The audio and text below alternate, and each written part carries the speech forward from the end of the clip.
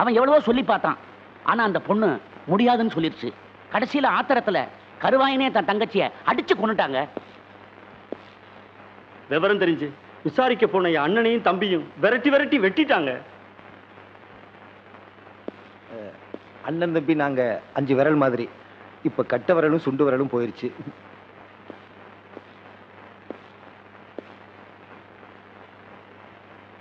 இதை தவிர உங்களுக்கும் கருவாயனுக்கும் முன்விரோதம் ஏதாவது உண்டா? எங்க ஆத்தா சத்தியமா எந்த தகராறும் கிடையாதுங்க. இது ஊருக்கே தெரியும். விசாரிச்சு பாருங்க. ஏயா இவங்க சொல்றதெல்லாம் உண்மையா? ஆமாங்க.